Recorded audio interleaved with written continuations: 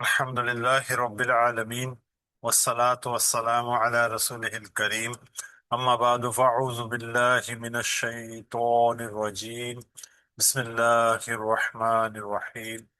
رب اشرح لي صدري ويسر لي أمري واحلل عقدة من لساني يفقه قولي. رب يسر ولا تعسر وتمم بالخير آمين يا رب العالمين. السلام عليكم ورحمة الله وبركاته. الحمدللہ، اللہ کی توفیق، اللہ کی عنایت، اللہ کی مہربانی سے ایک بار پھر ہم اپنی اس کلاس میں شامل ہوئے ہیں جس کا عنوان ہے آسان قرآن۔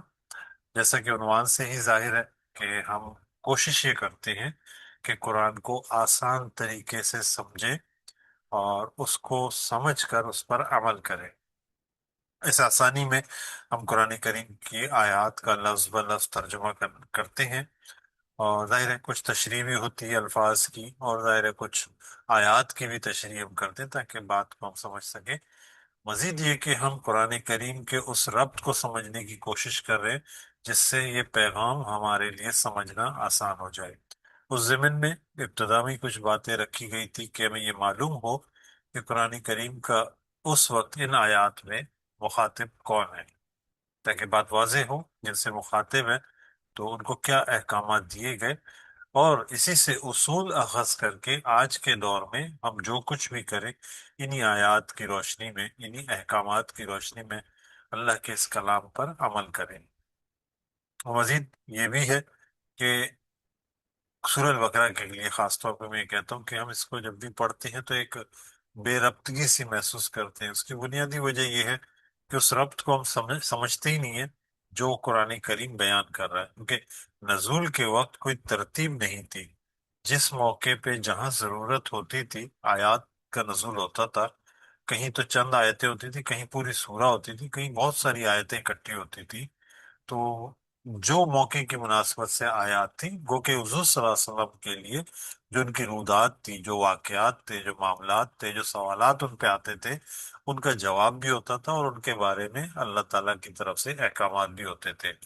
تو قرآن کریم اس طرح سے، لیکن جب ترتیب دی گئی، جو ترتیب تلاوت آج ہمارے پاس ہے، یہ قرآن کی جو ترتیب جو مصحف میں ہے یہ بھی اللہ ہی کی طرف سے طے شدہ ہے، اور حضور صلی اللہ علیہ وسلم نے یہ ترتیب دی ہے۔ اور اس کو فرشتہ جب آیات نزول ہوتا تھا تو بتا دیا کرتے تھے کہ یہ فلاں جگہ کی آیات ہے۔ ظاہر ہے بعد میں نمبرنگ اور دیگر چیزیں اور ان کی تقسیمات بڑھتی چلی گئی، جیسے کہ ہم پارے کی تقسیم کہتے ہیں، یہ اس وقت کی تقسیم نہیں تھی۔ خیر، تو ان سب چیزوں کو سمجھنے کے ساتھ ساتھ اب ربط کی ہم بات کریں تو کچھ چیزیں ایسی ہیں جس کو اگر ہم سمجھیں گے تو ہمارے لیے باتیں واضح ہوں گی، آسان ہوں گی، پھر ہم اس موضوع کو اچھی طرح سمجھ سکیں گے کہ یہاں کیا باتیں بیان ہو رہی ہیں، قرآن کریم کے کیا احکامات ہیں یہاں پر جنہیں ہمیں پڑھنا ہے، سمجھنا ہے، اس میں عمل کرنا ہے۔ سورہ البقرہ کا مطالعہ کر رہے ہیں۔ ابتدائی حصہ، پہلا حصہ ہم پڑھ چکے ہیں، دوسرے حصے کے تقسیم کے حوالے سے جو 22 رکوعات پر مشتمل ہے، اس کی جو تقسیم ہے یہ رکوع کی طرح ترتیب میں نہیں ہے، اس میں موضوع کے اعتبار سے چیزیں بیان ہو رہی ہیں۔ اچھا، وہ موضوع بھی ایسا نہیں ہے کہ ایک وقت میں شریعت بیان ہو، ایک وقت میں جہاد۔ جہاد سے مراد وہ کوشش ہے جو دین کے لیے کی جائے، ایسا نہیں ہے یہ الگ الگ بیان ہو، یا ان میں بھی عبادات سارے اکٹھے آ گئے ہوں، معاملات الگ آ گئے ہوں، یا جہاد کے ضمن میں قتال یعنی کہ اللہ کی راہ میں لڑنا، جنگ کرنا، وہ زیر بحث ایک ہی جگہ ہو، اور اللہ کی راہ میں خرچ کرنا، انفاق، وہ الگ بیان ہو۔ نہیں، یہ موضوعات اکٹھے ساتھ ساتھ چل رہے ہیں۔ وہی بات کہ موقع کی مناسبت سے اللہ تعالیٰ نے آپ صلی اللہ علیہ وسلم کو ان چیزوں کو بیان کیا، لیکن آج بھی یہ ترتیب ہمارے لیے اتنی خوبصورت ہے کہ یہ سب چیزیں ساتھ چلتی ہیں، زندگی میں یہ سب چیزیں ساتھ ہوتی ہیں۔ گویا کہ اللہ تعالیٰ نے ان لڑیوں کو ایسے پرو لیا کہ مضبوط رسی بنا کر ہمارے سامنے رکھ دی ہے کہ ہم اس کے ہر رنگ کو دیکھتے ہیں اور ہر رنگ کو پڑھتے ہیں اور سمجھتے ہیں، اور اس سے ہمارے لیے پریکٹس کیا ہوتی ہے زندگی میں، ہم جب باہر نکلتے ہیں ایسا نہیں ہے کہ ایک ہی قسم کے معاملات ہوتے ہیں ہمارے ساتھ، نہیں، سب کچھ سامنے آ رہا ہوتا ہے، تو اس سے ذہن بھی ہمارا تیار رہتا ہے۔ بہرحال یہ قرآن کی حکمت ہے، قرآن کے معجزات میں سے ہے اگر ہم اس کو سمجھیں تو۔ مطالعہ کر رہے ہیں جیسا کہ میں نے بتایا کہ یہ موضوعات ہیں، تو اب جو موضوع مزید شروع ہو رہے ہیں، ساتھ ہی ساتھ ایک اور بات بھی چند بڑی آیات ہیں، ایک ہم نے پڑھی تھی جو جس میں آیت الآیات ہم نے اس کا بلکہ ڈاکٹر اسرار احمد صاحب ان کو کہتے، جس میں بہت ساری نشانیاں ایک آیت میں جمع کر دی گئی تھی، گویا کہ قرآن میں مختلف جگہوں پہ وہ نشانیاں الگ الگ بیان ہوئی ہیں، یا چند ایک نشانیاں یا دو تین نشانیاں، لیکن وہاں پر تمام تر نشانیاں اکٹھے کر کے ایک طویل آیت میں اللہ تعالیٰ نے بیان کر دیا تھا۔ اسی طرح ایک اور طویل آیت آ رہی ہے جس کو آیت بر کہتے ہیں۔ بر اس لفظ کی مناسبت سے جس آیت میں ابتدا میں بیان ہوا ہے، آیت نمبر 177، تو ہم مطالعہ کریں گے اس رکوع کا۔ تو رکوع 177، آیت نمبر 177 تا 182 ہے۔ اب جو ہے وہ دو تین چیزیں، جیسے میں نے کہا تھا نا، عبادات بھی ذکر آئیں گے، معاملات بھی ذکر کیے جائیں گے، تو وہ چیزیں اگر ذہن میں ہیں تو یہ آیتیں ہمیں سمجھنا انشاءاللہ ہمارے لیے آسانی ہوگی۔ طریقہ کار وہی ہے، پہلے لفظ و لفظ ترجمہ ہم کریں گے انشاءاللہ، اس میں کچھ مشکل الفاظ ہیں، آج سے دو الفاظ کا انتخاب کیا ہے تاکہ بات ہم اچھی طرح سمجھ سکیں، زیادہ فوکس ہمارا آیات پر ہو۔ اب چونکہ ایک روانی بھی آ گئی ہے، اگر کوئی مشکل ہو کسی لفظ پہ تو آپ لوگ پوچھ بھی سکتے ہیں۔ آیت بر، اللہ تعالیٰ فرما رہے ہیں اعوذ باللہ من الشیطان الرجیم، بسم اللہ الرحمن الرحیم۔ لیسا، ویسے تو نہیں کے لیے اردو میں بھی نہیں بہت سے معنوں میں آتا ہے، لیکن جب ہم کہتے ہیں نا یہ چیز ایسے نہیں ہے، تو میں کہوں گا کہ مطلب کوئی بات کسی نے کی، بات ایسے نہیں، تو ایسے نہیں ہے، کوئی چیز کا نہ ہونا، وجود نہ ہونا، تو نہیں اس کے معنی ہوتے ہیں لیسا استعمال ہوتا ہے عربی میں، یہ لفظ استعمال ہوتا ہے۔ ویسے لا کے معنی ہوتے ہیں نہیں، وہ منع کرنے کے معنوں میں استعمال ہوتا ہے، اردو میں اس کا ترجمہ ہم نہیں کر رہے ہوتے ہیں، تو لیسا نہیں ہے، جو ترجمہ کریں گے نہیں ہے، لیسا نہیں ہے البر۔ بر عام طور پہ اس کا ترجمہ نیکی کیا جاتا ہے، لیکن اس لفظ کی وسعت اتنی ہے، اس لفظ کے اندر جو چیزیں بیان ہوئی ہیں وہ بڑی اہم ہے، اور اسی مناسبت سے اگر پہلے تو ہم نیکی ترجمہ کرتے رہے، لیکن بات آگے چل کے واضح نہیں ہوتی، کیونکہ ہمارے یہاں نیکی کا تصور ہی کچھ اور ہے، ہم عبادات تک اپنے آپ کو محدود رکھتے ہیں اور کہتے ہیں یہی نیکی ہم کر رہے ہیں، نماز پڑھ لیا، روزہ رکھ لیا، زکوٰۃ دے دیا، اور بھی دیگر چیزیں ہم جو عبادات کے طور پہ بھی کر رہے ہوتے ہیں، معاملات میں بھی کر رہے ہوتے ہیں، ہم انہی کو محدود دین کی نیکیاں سمجھتے ہیں۔ اچھا، یہ جو لفظ البر، اگر حقیقت بیان کروں تو اردو میں کوئی خاص لفظ اس کے لیے ترجمہ ممکن نہیں ہو سکے گا، بہت سارے الفاظ قرآن کریم کے ایسے ہیں، اگر اس کا جو صحیح مفہوم جو مجھے سمجھ آیا، امام فرائی رحمۃ اللہ علیہ نے جو بیان کیا کہ در حقیقت اس سے مراد یہ ہے انسان اپنے وجود کے ساتھ بہت سارے حقوق لے کے آتا ہے، جیسے کہ ایک بچہ پیدا ہوتا ہے تو اس کے والدین ہوتے ہیں، اس کے ارد گرد لوگ ہوتے ہیں، تو ان کے حقوق اس پہ عائد ہو جاتے ہیں، جیسے جیسے وہ بڑا ہوتا ہے ان کے حقوق ادا کرنا اس کے لیے لازم ہو جاتا ہے، جو وہ حقوق ادا کرے اس کو بر کہا جاتا ہے، مطلب وہ نیک، جو ہے نا ترجمہ ہم دیکھیں نیک کر رہے ہیں، نیک فرما بردار، وہ حقوق کی ادائیگی کو اصل میں بر کہا جاتا ہے، تو کسی چیز کو پورا کر لینا، اپنے حق کو ادا کر دینا، اپنے حقوق پورا کر دینا، تو اس ترجمے میں آتا ہے، بہت سارے الفاظ ملا کر بھی ہم اس کا ترجمہ نہیں کر پائیں گے، کچھ وضاحت کی کوشش ہے اگر اس سے بات واضح ہو جائے۔ اچھا، یہ اور بھی معنوں میں استعمال ہوتا ہے، پہلے اس کے بنیادی معنی جس لفظ کے ہیں وہ سمجھ لیتے ہیں۔ با را را مادہ ہے، اس مادے کے اصلی معنی وسعت کے ہیں، کسی چیز کا، اب جب میں نے کہا نا نیکی، اب اس کی وسعت کی وجہ سے وہ نیکی سب اس میں سما گئی، فراخی اور کشادگی، یہ مطلب وسعت کے معنوں میں آ گیا۔ اچھا، بحر، بحر جو ہے، جو دریا ہم جس کو کہتے ہیں، سمندر کہتے ہیں، اس میں انسان سکون میں نہیں رہتا، سکون سے مراد کہیں نہ کہیں خطرہ رہتا ہے، اس کے مقابلے میں خشکی میں ہم قدرے محفوظ کرتے ہیں اپنے آپ، محسوس کرتے ہیں اپنے آپ کو، تو اس کو بر کہا جاتا ہے، تو یہ اس معنی میں بھی آتا ہے، بحر کے مقابلے میں بر آتا ہے، ہم کہتے ہیں بر اعظم، یہ وہی لفظ ہے۔ اسی طرح برن کے معنی وسیع پیمانے پر نیک سلوک کرنا، وہی معنی جو میں ابتدا میں کہہ رہا تھا، صلہ رحمی، یعنی کہ وہ جو ہمارے رشتے بن گئے ان کا حق ادا کرنا، اور اسی طرح حق سے بڑھ کر ادا کرنا احسان کے معنوں میں آتا ہے۔ اچھا، نیز صداقت، یعنی کہ جو چیز جو بات کی اس پہ پورا پورا اترنا، دیکھیں پورے کے معنی بھی آ رہے ہیں، اور اطاعت کے بھی آتے ہیں کہ جو بات کی جائے اس کو مان لیا جائے، پورا کیا جائے۔ اچھا، برن اور برن، قسم میں سچا ہونے کو بھی کہتے ہیں، آگے اس کی مثال بھی ایک ہے۔ اچھا، کہ اگر ہم کہیں برا برا و بے والدیہ، مطلب اس سعادت مند بیٹے کو کہیں گے جو اپنے والدین کے حقوق پورے ادا کر دے، اور اسی طرح برا بالقسم، قسم کے حوالے سے اپنی قسم کو جو پورا کر دے اس کو کہتے ہیں۔ اچھا، ان سب کو اگر سمیٹ لیں اس آیت کے ضمن میں، اس کا صحیح ترجمہ جو سمجھ میں بات آگے جو بیان ہو رہی ہے، اس کو اگر ہم سمجھے تو یہ در حقیقت اللہ کے ساتھ جو ہمارے حقوق ہیں اس کا ادا کرنا۔ اردو میں اس کے لیے اگر آسان لفظ ہم بنانا چاہیں تو وفاداری، وفاداری کا پروف دینا، کہ اگر ہم اپنے آپ کو وفادار کہتے ہیں، ہم کہتے ہیں ہم اللہ کے ساتھ وفادار ہیں نا، ایک ہوتا ہے رشتہ محبت کا، ایک ہوتا ہے جو احکامات اللہ نے دیے ہم اس احکامات کو پورا کرنے کے لیے کوشش کرتے ہیں، یہ ہے وفاداری۔ کوئی بھی شخص وفادار اس وقت ہوتا ہے کہ اس کے دل میں کوئی اور بات نہ ہو، بس اس کام کو کرنے کے لیے جس کا آ، اس کو کوئی حق عائد ہو رہا ہے اس کو پورا کرتا ہے، تو ایسے چیز کو وفاداری کہتے ہیں۔ ہم اس کا ترجمہ نیکی کریں، وفاداری کریں، یہ ساری تفصیلات آپ کے سامنے میں ترجمہ کروں گا۔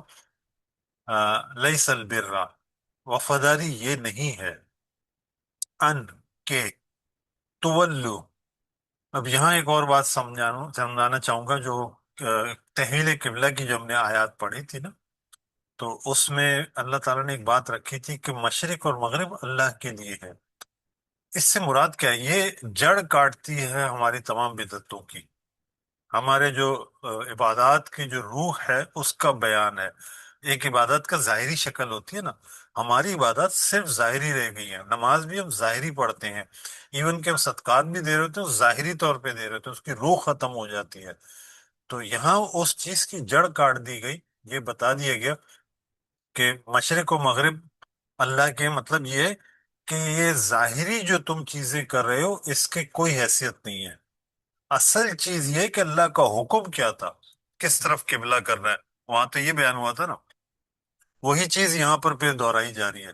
اب اسی بات کو سمجھ لیں، اگر ہم مثال بنا کے یہاں رکھیں تو کہا یہ جا رہا ہے کہ ادھر یا ادھر، مطلب قبلہ مشرق بنا لیں اپنا، مغرب بنا لیں، جس طرف بھی ہم نماز کی طرف رخ کریں، اللہ کا حکم کیا ہے وہ ہمیں پتا ہو، تو در حقیقت ہم اللہ کے حکم کے پابند ہیں، نہ کہ کسی رخ کے، نہ کسی ظاہری چیز کے۔ تو یہاں بھی وہی بات بیان کی جا رہی ہے۔ تو کیا کہا جا رہا ہے؟ ان تولو، تولو یہ بار بار یہ لفظ آتا ہے، پلٹنا، لوٹنا، پھیرنا، اس معنی میں تم سب پھیر لو وجوہکم، اس کی تفصیل ہم پڑھ چکے، وجہ کے چہرے کو بھی کہتے ہیں، وجوہکم اپنے چہروں کو، کم تم سب کے یا اپنے، قبل المشرق والمغرب یہ ہم پڑھ چکے ہیں، قبلہ کی طرف یا رخ، المشرق والمغرب مغرب یا مشرق کی طرف۔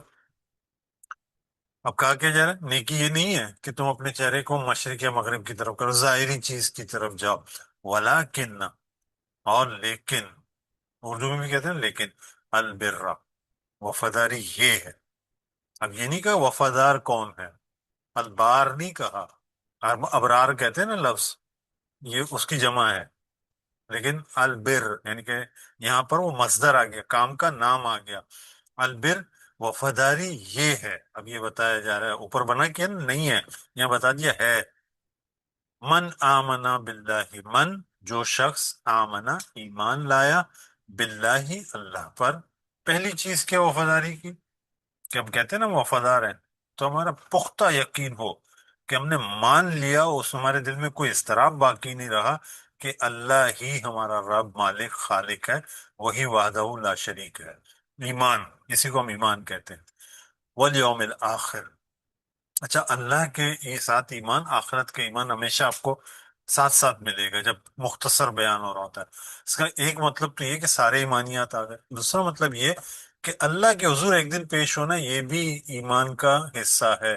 ایمان یہ بھی ہو کہ ہم اس دنیا میں سب کچھ نہیں کرنے والے، اس کا جواب دینا ہے، تو یہ بھی ایمان کا حصہ ہے۔ اگر ہم وفادار ہیں تو یہ بھی ہمیں ماننا ہوگا، والیوم الآخر، والملائکۃ، والکتاب، اچھا، یہ وہ نبیین کو بھی جوڑ لیں، ترجمہ تو آپ کو پتہ ہی ہے، اور فرشتے، فرشتوں پر، اور اللہ اور کتاب پر، اور سب نبیوں پر، یہ تینوں مل کر ایک ایمان بنتے ہیں، گو کہ الگ الگ ہے۔ ملائکہ وہ ہیں جو ذریعہ بنے نبیوں تک اللہ کے کلام کو لانے کا، کتابوں کو۔ تو یہاں پر وہی بات بیان ہو رہی ہے کہ ان تینوں پر بھی ایمان بن مل کر کامل ہو جاتا ہے۔ ٹھیک ہے، اب یہ ایمانیات پوری طرح بیان ہو گیا، اس سے باہر کوئی ایمان نہیں ہے۔ یہی وہ ایمان ہے، پانچ ایمانیات جو قرآن میں جگہ جگہ بیان ہوئے ہیں، ہم اضافہ کر دیتے ہیں، لیکن اللہ کی طرف سے ایمان مکمل یہاں پر ہے۔ وہ آت المال، اب یہ دوسرا حصہ ہے اس کے بعد۔ پہلی چیز تو ایمانیات مکمل ہو، اگر ہم وفادار کہتے ہیں اپنے آپ کو، وہ آت المال، اور دے اپنا مال، اپنا مال خرچ کرے، یعنی کہ دے، الحب ہی، مال کی محبت سے کسی کو انکار نہیں ہے، ہر ایک کے دل میں اس کی محبت ہے۔ جب دینے لگتے ہیں نا تو تکلیف تو ہوتی ہے، محسوس ہوتا ہی ہے، لیکن جو کہتا ہے کہ میں وفادار ہوں، اس مال کی محبت کے باوجود وہ اللہ کی راہ میں دے رہا ہوتا ہے۔ اللہ تعالیٰ نے انسانی نفسیات کا خیال رکھتے ہوئے یہ بات کیوں بیان کی کہ حب تو ہے، لیکن پھر بھی وہ دیتا ہے، تو یہ وفاداری اصل۔ اب یہ مال دیتے کس کو ہیں؟ اس کی تفصیل آ رہی ہے، کھل رہی ہے بات۔ ذوی القربا، زو، زا، زی، یہ جو آتے ہیں نا، یہ والے کے ترجمے میں آتے ہیں، اور جملے کی مناسبت سے یہ تبدیل بھی ہوتا ہے۔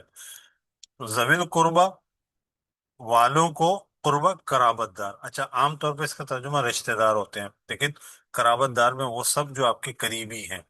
اچھا، یہاں پر ایک اہم بات یہ ہے کہ عام طور پر ہم خرچ کرنے، اور کہتے ہیں نا کہ عبادت ہے اللہ کی راہ میں خرچ کرنا، ہمیشہ پہلی چیز یہ ملے گی، اللہ کہہ رہے ہیں اپنی قرابت داروں پہ خرچ کرو، یعنی کہ اگر کوئی شخص اپنے بچوں پہ بھی خرچ کرتا ہے، یہ بھی عبادت ہے۔ اچھا خرچ کرنا بچوں پہ، مطلب جو ان کی ضروریات ہیں ان کو پورا کرنا، ناجائز کی بات نہیں کر رہا ہوں، تو وہ بھی اللہ تعالیٰ نے اس کو ہمیشہ پہلے رکھا ہے، کہ پہلا خرچ کرنے کی جو تمہاری جگہ اپنے قریبی ہیں۔ ہم کرتے کیا ہے، اللہ معاف کرے، میں عام طور پہ نہیں کہوں گا، میں اگر اپنی بات کروں تو میرا یہ طریقہ ہوتا ہے کہ میں دیکھتا ہوں نیکی کمانا ہے نا، تو کسی غریب کو، یتیم کو ڈھونڈ رہا ہوتا ہوں۔ بھئی اصل چیز یہ ہے کہ پہلے سٹارٹ یہاں سے لو، اپنے گھر والوں کو ٹھیک ٹھاک دو، والدین بھی اس میں شامل ہے، بھائی بہن بھی شامل ہیں، اور بھی دیگر رشتہ دار شامل ہیں، ممکن ہے آپ کے آس پڑوس میں کوئی ہو، اس کو بھی قرابت دار میں شامل کر لیں۔ یہاں سے ہمیں شروعات کریں اللہ کی راہ میں دینے کی، تو ذوی القربا، قرابت داروں کو، اردو کے الفاظ ہیں قرابت، قرب، پہچانے۔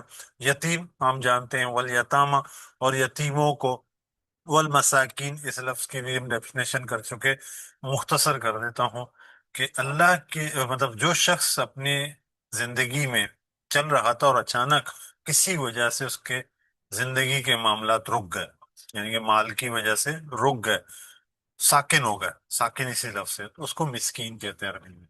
اس کے بعد حالات اچھے نہیں ہیں اب، اس کے لیے اس کے اوپر بھی خرچ کرنے کا حکم ہے۔ وابن السبیل، اچھا ابن سبیل، یہ مطلب ابن کہتے ہیں بیٹے کو، یہ عربی میں لقب دیتے ہوئے یہ بات رکھتے ہیں، کہ جیسے نا ابو ہریرہ، جیسے ابھی لفظ پڑھتے ہیں ابو، ابن، یہ اس طرح کے جتنے بھی ہیں، ابو بکر، اس سے مطلب یہ ہوتا ہے کہ اس چیز سے نسبت دی جا رہی ہے۔ اب سبیل کیا ہے؟ راستہ، راستے کا بیٹا ترجمہ بنتا ہے، لیکن یہ معورتاً ہم کہہ رہے ہوتے ہیں مسافر، وہ لوگ جو سفر میں ہوں۔ اب مسافر مالدار بھی ہو سکتا ہے، لیکن حالات اس کے ایسے ہیں کہ اس وقت سفر میں ہے، اس کو ضرورت ہے، تو اس کو بھی دینا اس وفاداری کا حصہ ہے جو اللہ کے ساتھ ہم نبھا رہے ہیں۔ والسائلین، اور مانگنے والے۔ اچھا، مانگنے والوں کو بھی ہم تھوڑا سا سمجھ لیں، ہمارے یہاں مانگنے والے اس کو کہا جاتا ہے جو سگنل پہ کھڑے ہو کے مانگ رہے ہوتے ہیں، نہیں، مانگنے والے وہ ہوتے ہیں جو اپنے حالات سے مجبور ہوں، اور آخر وہ آ کے آپ سے ریکویسٹ کریں کہ مجھے ضرورت ہے، مجھے دے دیں۔ وہ سفید پوش ہوتے ہیں تو مانگتے بھی نہیں ہیں۔ تو خیر، یہاں پہ سائلین سے مراد مانگنے والے وہ لوگ جو آپ سے مانگے اور ضرورت مند ہوں اور واقعی ان کا حق ہو، تو وہ بھی عبادت میں، وفاداری میں ہماری شامل ہے۔ اچھا، وفر رقاب، یہاں پہ مختصر یہ بات کی ہے، ورنہ فق و رقبہ یہ آتا ہے سورہ البلد میں، گردن کا چڑانا۔ اب یہ گردن، یہ عربی میں یہ جو رقاب کہتے ہیں گردن کی پشت کو، یعنی کہ کسی چیز کو پیچھے سے پکڑنا، کوئی ایسا شخص جو مالی معاملات میں جکڑ گیا ہو، اس کے حالات اتنے خراب ہو گئے کہ اس کی گردن جکڑ گئی ہے، اس کو یہی کہتے ہیں رقاب، مطلب گردن اس کی پھنس گئی ہے۔ اب وہ مال و دولت کی شکل میں ہے، یا یہ بھی کہتے ہیں جو کہ قیدی ہو اس صورت میں بھی، یا کوئی قرض میں آ، پھنس گیا ہو۔ میں مزید اس کو اگر وسعت دوں تو میں کہوں گا ہمارے یہاں بچے جو ماشاءاللہ تعلیم حاصل کرتے ہیں، بہت ٹیلنٹڈ بچے ہوتے ہیں، لیکن ان کی حیثیت، ان کے ماں باپ کی حیثیت اتنی نہیں ہوتی کہ وہ ان کو آگے پڑھا سکے۔ اگر آپ وہ پیسہ ان کے اوپر خرچ کر دیں تو گویا کہ آپ نے ان کی گردن آزاد کرا دی، جاؤ بیٹا پڑھو اور اچھے انسان بنو۔ اس سے فائدہ کیا ہوگا؟ ہم جس معاشرے میں رہتے ہیں نا، ہم کہتے ہیں چور بھی ہیں، لچے بھی ہیں، رازن بھی ہیں، وہ بنتے کیوں ہیں؟ وہ یہی وجہ ہے، ہم اپنا مال ایسے لوگوں پہ خرچ کریں جو کہ کسی کام میں لگ جائیں، کسی مشکل سے نکل کر پڑھ لیں، آگے تعلیم حاصل کریں۔ تو ایسی چیز سب شامل ہے رقاب میں، گردنوں کو آزاد کرنا، چھڑانا۔ اچھا، یہ کیا تھا؟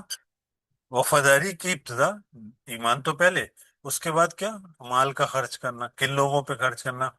اب کیا بات آ رہی ہے؟ اب آ رہی ہے عبادات کی بات، وَأَقَامَ الصَّلَاةَ۔ آپ اس کی اہمیت کا اندازہ کر لیں کہ یہ کتنی اہم باتیں جو اوپر بیان ہوئی۔ وَأَقَامَ الصَّلَاةَ، اور قائم کرے نماز کو، صلات کو۔ یہ تو ہم جانتے ہیں یہ نماز کا قائم کرنا کیا ہے۔ وَآتَ الزَّكَاةَ، اور ادا کرے زکوٰۃ کو۔ اب یہ فرض خرچ بعد میں آیا ہے، اس سے پہلے سارا یہ سوال آتا ہے نا کہ ہم اپنے والد کو زکوٰۃ دے سکتے ہیں، والدین کو زکوٰۃ دیتے ہیں؟ میرے خیال میں یہ آیت پڑھ لیں تو کافی ہے، پھر یہ سوال ہی نہیں اٹھے گا۔ آپ ان پہ اچھا خرچ کریں، زکوٰۃ کی نوبت ہی نہیں آئے گی۔ تو زکوٰۃ ادا کریں جو کہ فرض ہے، ظاہر ہے وہ یہ خرچ کے فرض شکل ہے زکوٰۃ جس کو ہم کہتے ہیں۔ وہ الموفون، اب وہ جو جس کو کہا گیا نا وفادار کون ہے، تو وہ کون ہے؟ وہ الموفون، وفا کرنا، پورا کرنا۔ وا کے معنی اور، الموفون میم پیش آتا ہے تو والے سے ترجمہ کرتے ہیں، واو نون جمع کے لیے، درمیان میں کیا رہ گیا؟ وفا، یہ مختصر ہو گیا، یا گر گیا ہے، یا واو گر گیا، الف گر گیا، تو وفا، وفا معنی پورا کرنا۔ اور وہ پورا کرنے والے ہوں بے عہدہم، اپنے عہد کو، اپنے وعدوں کو پورا کرنے والے ہیں۔ یعنی کہ کوئی بات کرے، خواہ وہ ایگریمنٹ کی شکل میں ہو، زبانی ہو، یا اس کی ذمہ داری میں ہو کہ اس کے ذمے ہے، وہ عہد کر لے تو اسے پورا کرے۔ اذا آہدوا، جب وہ عہد کریں، جب وہ اس پہ عہد کر لیں تو اس کو پورا کرنے والے ہوتے ہیں، یہ ہیں وفادار۔ والصابرین، اب یہ دلچسپ یہاں پہ ٹکڑا ہے۔ عام طور پہ پازیٹیو چیزوں کو تو ہم لیتے ہیں، جیسے ہی ذرا سی اللہ کی طرف سے آزمائش آتی ہے تو اس کے بعد ہم راہ سے بھٹک جاتے ہیں۔ ڈٹ جانا ہے، صبر کرنا ہے، حوصلہ کرنا ہے۔ اور وہ شکلیں کیا ہو سکتی ہیں جس کی وجہ سے یہ مسئلہ آتا ہے؟ فی البأساء، بأس کہتے ہیں سختی کو، تنگی کو۔ فی البأساء، یعنی کہ تنگ دستی میں، حالات بہت مشکل ہو جائیں تو اس وقت ڈٹے رہنے والے اصل میں وفادار ہوتے ہیں۔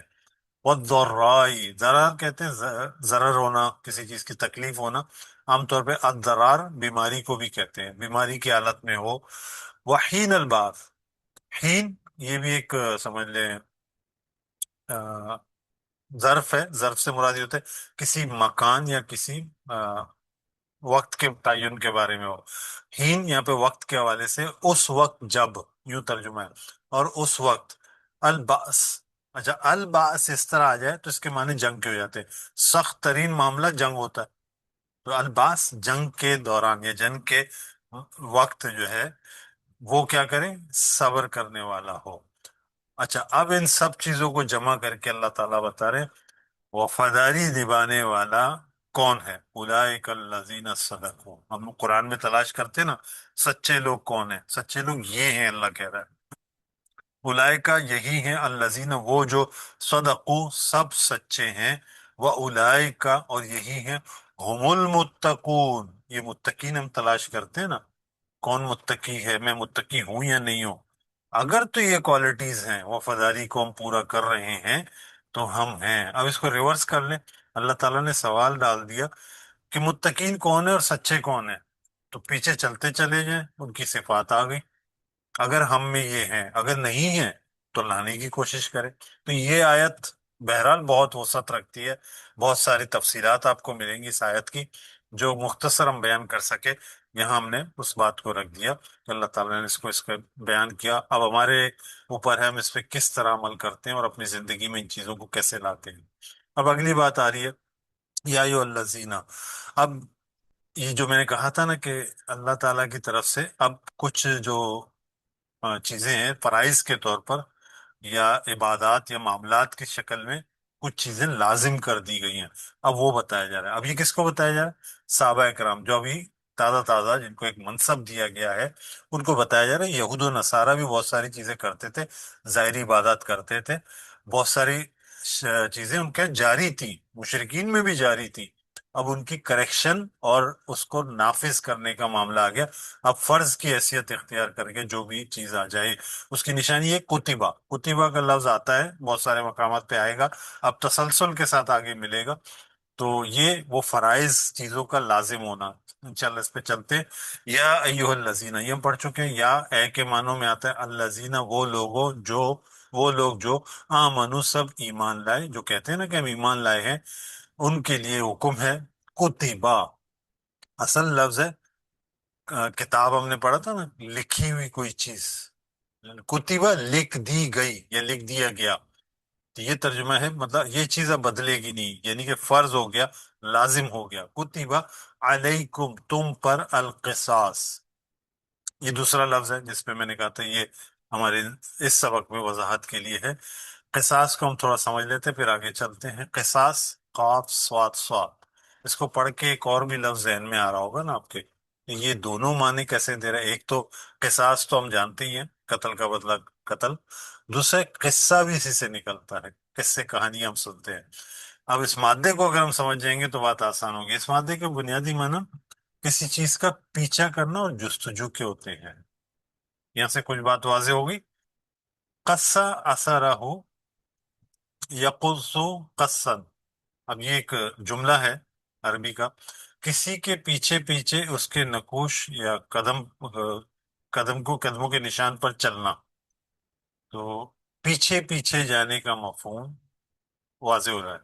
قصہ علیہ الخبر قصصا، یہ کیا بتا رہا ہے؟ اس سے وہ خبر بتا دی، اسے اس پر مطلع کر دیا، یعنی کہ وہاں تک پہنچ گیا اور بتا دیا۔ اب یہاں سے وہ لفظ قصہ بن گیا، قصہ سنانا۔ القاص اس کو کہتے ہیں جو قصہ سناتا ہے۔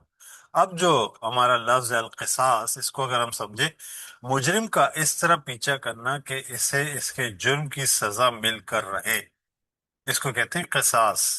مجرم کو اس کے جرم کی سزا دے دینا، قصاص۔ اب چونکہ اللہ کے قانون میں قصاص، ابھی دیکھیں یہ جملہ ہم پورا نہیں بولتے ہیں، اگلی بات کیا؟ فی القتلی، قتل میں قصاص، ہم صرف قصاص سے ہی سمجھ جاتے ہیں نا کہ قتل کا بدلہ قتل، لیکن یہاں کیا بیان کیا جا رہا ہے؟ جرم کی سزا کیا ہے؟ وہ جرم کیا ہے؟ وہ قتل ہے۔ فی القتل، کتب علیکم القصاص فی القتل، تم پر قصاص لینا۔ اب آسان ہو گیا ترجمہ، فی القتلہ، مقتولین کے بارے میں، یعنی کہ جو قتل کا مقدمہ آیا ہے اس کے بارے میں اللہ تعالیٰ نے اس کا بدلہ لینا، اس تک پہنچنا، اس کو پورا کرنا، اس کے پیچھے پیچھے جانا، اس کو سزا دینا، وہ لازم کر دیا ہے۔ اب یہاں پر ایک بڑی کنفیوژن عام طور پر ہمیں رہتی ہے، عام طور پر، لیکن عموماً لوگوں نے واضح کیا، ہمارے علماء نے، مفسرین نے، اگر ہم تھوڑا سا مطالعہ کریں، الحر بالحر، یہ الف لام کے ساتھ آ رہا ہے، اس کی بہت ساری وجوہات ہو سکتی ہیں، لیکن یہاں ہے وہ آزاد، اگر میں اس کا وہ کے ساتھ ترجمہ کروں تاکہ بات واضح کروں، وہ آزاد بالحر، جس کے بدلے میں اسی کو قتل کیا جائے، اسی آزاد کو قتل کیا جائے، اگر وہ شخص آزاد ہے تو اسی آزاد کو قتل کیا جائے۔ والعبد، اگر وہ شخص غلام ہے، بالعبد، اس کے بدلے اسی غلام کو قتل کیا جائے۔ والانثى، اگر وہ عورت ہے اسی عورت کو قتل کیا جائے، بالانثى، تو یہ اس سے مراد یہ کہ ہر طرح کا بندہ ہو اسی کو ہی قتل، مطلب وہ بادشاہ ہو، وہ غلام ہو، وہ مرد ہو یا عورت ہو، کچھ بھی ہو، آزاد بھی ہو، قید بھی ہو، اسی کے بارے میں ہی، اسی سے ہی بدلہ لیا جائے گا، اس کے بدلے میں کوئی دوسرا نہیں ہوگا۔ عربوں میں روایات تھی، یہ اس کا جواب ہے۔ فمن، پس جو، عفی لہو، عفا معاف کرنا، لہو معاف کر دیا جائے اس کو. پہلے تو مقدمہ ہو گیا، ثابت ہو گیا کہ قتل ہے، اب اس کے گھر والوں کو اختیار دے دیا اللہ تعالیٰ نے. من اخیہ، بھائی کہتے ہیں نسبتاً، مطلب نسبت سے بھائی ہوتے سگا بھائی، لیکن اس کے گھر والے یا اس کے رشتہ دار کو بھی بھائی کہا جاتا ہے. من اخیہ، اپنے بھائی کی طرف سے، شیئن، کچھ بھی. فاتبعہ، اس کا مطلب پیروی کرنا، یعنی کہ جو چیز پہلے سے رائج ہے. اب آگے بات آتا ہے نا، بالمعروف، دستور کے مطابق، جو چیز پہلے سے، جو طریقہ کار موجود ہے تمہارے یہاں، اس کے مطابق اس کو معاف کرنے، یعنی کہ لین دین کر کے، جس کو ہم کہتے ہیں دیت، وہ پیسے لے کر معاف کر دینا، یہ اللہ تعالیٰ نے یہاں پر اختیار دے دیا ہے. وہ اداؤن، تو ادائیگی کرے، اس کو ادا کرے، الیہ بے احسان، اچھے طریقے سے اس کی طرف ادائیگی کرے. یہ ایک بہرحال ایک تفصیلی موضوع ہے، اس وقت صرف ترجمہ کرنے ہی مقصد ہے. ذالک تخفیف، یہ اللہ کی طرف سے ایک رعایت ہے، ایک تخفیف ہے. من ربکم، تمہارے رب کی طرف سے. ورحمت، اللہ کی رحمت ہے کہ اس نے یہ دے دی، ورنہ قتل کا بدلہ قتل ہی ہے. پھر آگے اللہ تعالیٰ بتا رہے ہیں، فمن، پس جو کوئی، اعتدا، زیادتی کرے، اس میں مطلب پیسے دینے کا معاملہ ہے نا، بڑھ چڑھ کے مانگ لے، زیادتی کرے، بعد ذالک، اس کے بعد، فلہو، اس کے لیے عذاب علیم، دردناک عذاب ہے. مطلب اجازت یہ بھی نہیں ہے کہ بڑھ چڑھ کر بولو، یہ بھی نہیں بتایا، مقرر بھی نہیں کیا، لیکن زیادتی کی بھی اجازت نہیں دی. وَلَكُمْ، اور تمہارے لیے، فی القصاص، اس قصاص میں، حیات، زندگی. معافی کے معاملات بھی بتا دیے، لیکن بتا دیے اگر معاشرے کو زندہ رکھنا ہے تو قصاص کا ہی معاملہ کر لو. کس کو کہا جا رہا ہے؟ یا اول الالباب، اے عقل والوں، لعلکم تتقون، تاکہ تم سب بچ جاؤ. بہت ہی خوبصورت یہ آیت ہے. اگر اس کو ہم سمجھیں، اللہ تعالیٰ کا قانون ہماری جو ہے نا، جو تقوی ہے، اس کو واضح کر رہا ہے. پھر اگلی چیز آ رہی ہے کتبہ، یہ اب آگے دوسرا کتبہ فرض کر دیا گیا ہے، لازم کر دیا گیا ہے. علیکم، تم پر، اذا حضر، حضر حاضر ہونا، احدکم، تم میں سے کسی کو، الموت، موت، ان ترکا، ترکا جو چھوڑ جانا، وہ کیا ہے؟ خیر، خیر کے معنی یہاں پر مال، خیرہ، ان ترکا خیرہ، جو چھوڑ جائے مال، الوصیہ، اس پہ لازم کیا گیا؟ وصیت لازم کیا گیا، جو مر رہا ہو اور وصیت کر لے. یہ اللہ تعالیٰ کا حکم آ رہا ہے. یہ کیوں آ رہا ہے؟ یہ ابتدائی حکم تھا کہ عربوں میں یہ تھا کہ بڑے بیٹے کو حصہ مل جاتا تھا، ہمارے آج بھی شاید ہوگا. تو یہ اللہ تعالیٰ نے کہا نہیں، ایسا نہیں ہے، تمہیں، تمہارا لازم ہے مرنے سے پہلے وصیت کر دو اور اپنے رشتہ داروں کو بانٹ دو. اچھا، یہ ابتدائی حکم تھا، یہ اب منسوخ ہو چکا. اب یہ آگے وہ آل عمران میں جو بات آئے گی دوسرے رکوع میں، وہ وصیت اللہ تعالیٰ کی طرف سے کی گئی ہے، اب اس میں کوئی تبدیلی نہیں ہے. للوالدین، والدین کے لیے، والاقربین، اور قریبی رشتہ داروں کے لیے، بالمعروف، معروف کہتے ہیں وہ طریقہ جو رائج ہو، جو طریقہ کار تمہارے یہاں عام ہو، قانونی ہو، طریقہ، اس پہ ایک طریقہ ہو جس پہ سب راضی ہوں، اس کو معروف کہتے ہیں. معروف طریقے سے، حق کا، یہ حق ہے، علی المتقین، پرہیزگاروں پر.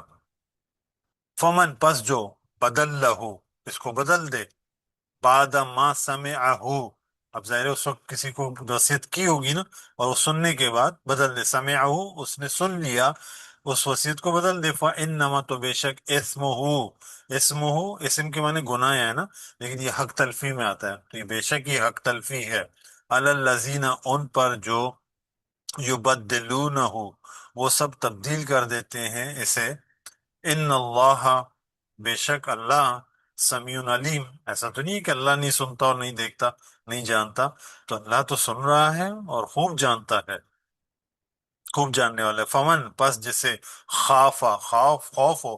اچھا، اب یہ ایک اجازت مل گئی ہے، پہلے تو منع کیا تبدیل نہ کرے. اگر اس کو اندیشہ ہو، من موسن، جس نے وصیت کی ہو، جس شخص نے وصیت کی ہو اس سے اندیشہ ہو، جنافن، وہ کیا؟ طرفداری ہو، کہ ایک طرفداری ہو رہی ہے، کسی ایک کو زیادہ مل رہا ہے، او اسمن، یا اس میں کوئی گناہ کا شبہ نظر آئے کہ یہاں پہ کسی کی حق تلفی ہو رہی ہے، فاصلح، تو پھر اجازت ہے کہ آپ اس کو ٹھیک کر دو، بینہم، ان کے درمیان، ان کے جو نام آئے نا، اقربا، والدین وغیرہ، ان کے درمیان آپ ٹھیک کر دو. فلا اسم علیہ، تو اس میں کوئی گناہ نہیں ہے. ان اللہ، تو بے شک اللہ، غفور الرحیم، اللہ بخشنے والا مہربان ہے۔ یہ حکم اللہ کی طرف سے ہے، اس میں تمہیں اجازت ہے، اللہ تم پر رحم کرے گا۔ الحمدللہ، یہاں ہمارا لفظ بلفظ ترجمہ ختم ہوا، رواں ترجمے کی طرف۔ اب یہ وہی بات ہے جو میں نے تفصیل سے بیان کی، یہاں پر بریکٹ میں بات آ رہی ہے۔ یہ سمجھتے ہیں کہ اللہ کی سے وفاداری، اللہ سے وفا کا حق مذہب کی کچھ رسمیں پوری کر دینے سے ادا ہو جاتا ہے۔ انہیں معلوم ہونا چاہیے کہ اللہ کے ساتھ وفاداری صرف یہ نہیں ہے کہ تم نے نماز میں اپنا رخ مشرق یا مغرب کی طرف کر لیا، کوئی ظاہری بات، بلکہ وفاداری تو ان کی وفاداری ہے جو پورے دل سے اللہ کو مانے اور قیامت کے دن کو مانے اور اللہ کے فرشتوں کو مانے اور اس کی کتابوں کو مانے اور اس کے نبیوں کو مانے، اور مال کی محبت کے باوجود اسے قرابت داروں، یتیموں، مسکینوں، مسافروں اور مانگنے والوں پر اور لوگوں کی گردنیں چھڑانے میں خرچ کریں، اور نماز کا اہتمام کریں اور زکوٰۃ ادا کریں۔ اور وفاداری تو ان کی وفاداری ہے کہ جب عہد کر بیٹھیں تو اپنے اس عہد کو پورا کرنے والے ہوں، اور خاص کر ان کی جو تنگی اور بیماری میں اور جنگ کے موقع پر ثابت قدم رہنے والے ہوں۔ یہی ہیں جو اللہ کے ساتھ اپنے عہد وفا میں سچے ہیں، اور یہی لوگ پرہیزگار ہیں۔ ایمان والو، تم میں جو لوگ قتل کر دیے جائیں ان کے مقدموں میں قصاص تم پر فرض کیا گیا ہے۔ اس طرح کے قاتل آزاد ہو تو اس کے بدلے میں وہی آزاد، غلام ہو تو اس کے بدلے میں وہی غلام، عورت ہو تو اس کے بدلے میں وہی عورت، پھر جس کے لیے اس کے بھائی کی طرف سے کچھ رعایت کی جائے تو اسے تم قبول کر سکتے ہو، لیکن یہ قبول کر لی جائے تو دستور کے مطابق اس کی پیروی کی جائے، اور جو کچھ بھی خون بہا ہو وہ خون خوبی کے ساتھ اسے ادا کر دیا جائے۔ یہ تمہارے پروردگار کی طرف سے ایک قسم کی رعایت ہے اور تم پر اس کی عنایت ہے۔ پھر اس کے بعد جو زیادتی کرے تو اس کے لیے قیامت کے دن دردناک سزا ہے، اور تمہارے لیے قصاص میں ہی زندگی، عقل والو، تاکہ تم خدا کے حدود کی پابندی کرتے رہو۔ اسی طرح مال کے تنازع سے بچنے کے لیے تم پر فرض کیا گیا ہے کہ تم میں سے جس کسی کی موت کا وقت آ پہنچے اور وہ جو کچھ مال چھوڑ رہا ہو تو والدین اور قرابت مندوں کے لیے دستور کے مطابق وصیت کرے۔ اللہ سے ڈرنے والوں پر یہ حق ہے، پھر جو اس وصیت کو اس کے سننے کے بعد بدل ڈالے تو اس کا گناہ اس کے بدلنے والوں پر ہی ہوگا۔ انہیں یاد رکھنا چاہیے کہ یقیناً اللہ سب کچھ سنتا ہے اور جانتا ہے، جس کو البتہ کسی وصیت کرنے والے کی طرف سے جانبداری یا حق تلفی کا اندیشہ ہو اور ان کے درمیان صلح کرا دے تو اس پر کوئی گناہ نہیں ہے۔ بے شک اللہ تعالیٰ بخشنے والا ہے اور اس کی شفقت ابدی ہے۔ الحمدللہ، یہ ہمارے سبق کا اختتام ہوا۔ سبحانک اللہم و بحمدک، نشہد ان لا الہ الا انت، نستغفرک و نتوب الیک۔ جزاکم اللہ خیرا۔ معذرت چاہوں گا، وقت بالکل ہمارے پاس کم ہے، آج تھوڑا سا وقت زیادہ لگ گیا ہے۔ اگر آپ لوگ کوئی سوال، اس حوالے سے بڑی اہم آیات ہے، پوچھنا چاہیں تو گروپ اوپن ہے، تو بے شک پوچھیے گا، انشاءاللہ وہیں پہ جوابات دوں گا۔ جزاکم اللہ خیرا۔